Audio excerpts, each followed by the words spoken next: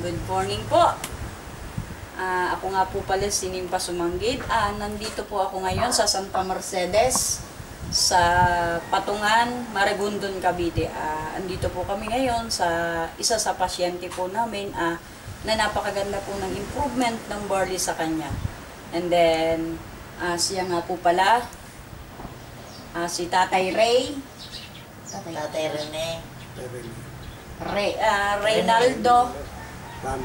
Reynaldo Ramos. Siya po taga rito po sa Marigondon, Cavite. Yan po yung misis niya. Pakilala kayo. Si Luz Ramos. Ayan. Sila po yung mag-asawa, and then siya po yung nag-take ng barley. Dito po nakauna-unahan sa Santa Mercedes po sa Patungan. Tatay, since nung October po kayo ay nag-registered, nag-start na po kayo na mag-take ng barley nung October. October ano yun? October 15. October 15. So, kailan nyo po na ramdaman na may improvement po sa inyong barley? Ilang araw po? After 2 weeks. After 2 weeks po. Wala po kayo na mga ibang gamot na sinubok kay tatay, katulad ng kanyang mga nararamdaman. Wala po siya iniinom na gamot butika. Nung nag-take ng barley, inalis na yung gamot butika. Ano-ano po yung mga iniinom na gamot butika? Glimepiride, Simvastatin, Saan pa sa allopurinol, sa mga uric acid, cholesterol, sa diabetes. Diabetes po niya.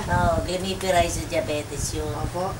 Allopurinol sa antidote, tsaka yung Simvastatin. So ngayon po wala na po tinitake si wala, yan lang. Ilang pong araw bago nagkaroon ng magandang resulta po kay tatay ang barley?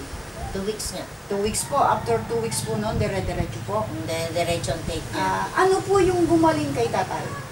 Gumaling sa kanya yung almoranas, pero pinagagaling nga yung manas. Yung berry-berry, pero sabay na gumaling ang berry-berry at saka yung almoranas. Thanks po talaga kay God. Very powerful po talaga pagdating yung produkto ang nagsabi na po sa tao. Kaya nga po sabi ko sa inyo, hindi lang po yung nararamdaman ni tatay, 100 diseases po pwedeng pagalingin ng barley.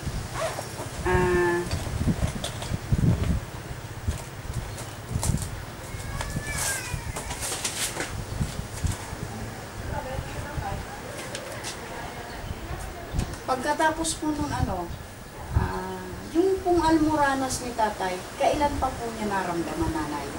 Bata pa siya. Bata pa po. Nag-aaral pa. Elementary pa lang po, nagkaroon na kayo ng May almoranas almoranas. na siya.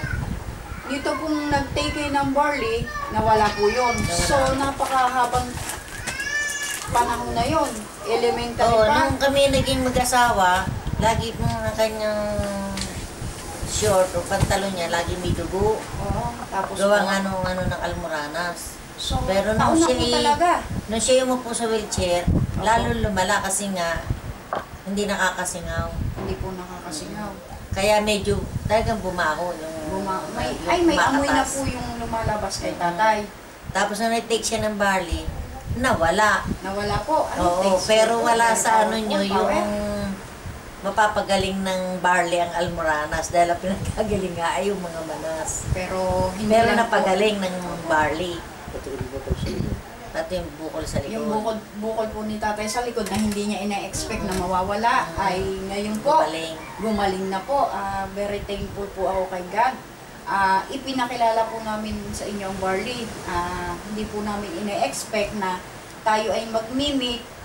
Siguro po ay God purpose talaga kung bakit kami dinala dito, dahil ang hangad po namin ay makatulong.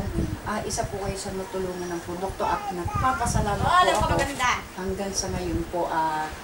Ipagpatuloy niyo lang tayo ang inyong pagtitake ng barley.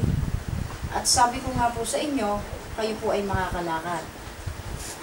Ano po yung gusto nyong imensahe pagdating po sa barley?